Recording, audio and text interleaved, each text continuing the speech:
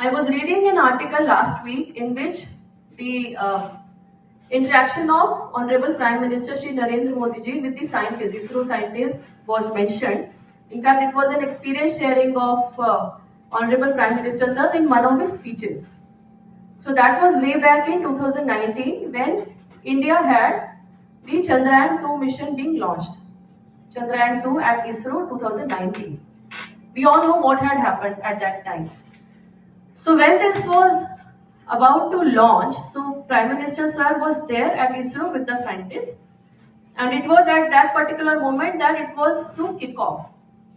But then when Sir was waited, तो उसमें लिखा, उन्होंने हिंदी में अपनी बात लिखी है कि जब मैं वहां पे था तो मुझे कुछ साइंटिस्ट के फेस पे झिझक दिखी और कुछ परेशानी दिखी। तो जो इसरो चेयरमैन थे वो आए सर के पास, बोला कि सर हम कोशिश कर रहे हैं, कुछ दिक्कत लग रही है। तो पीएम सर ने बोला कोई बात नहीं, आप ट्राई कीजिए, मैं वेट कर रहा हूँ। तो then they waited 10-15 minutes and it did not occur. It did not happen. We all know is 19 Chandrayaan 2 mission did not succeed.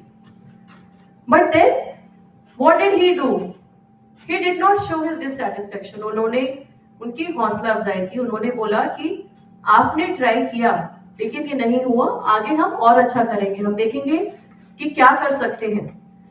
So that evening, that night, he slept off.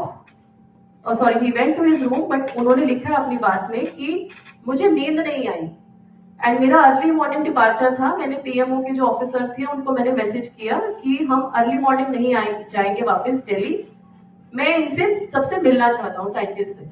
So he called their meeting at morning 8 o'clock along with the officials of PMO, scientists as ISRO, and PM sir ने उनसे बात की कि आप इससे हताश मत होइए, आप इससे निराश मत होइए, इसको अपनी लाइफ में एक लर्निंग लेसन की तरह रखिए कि ये क्यों नहीं कर पाए हम।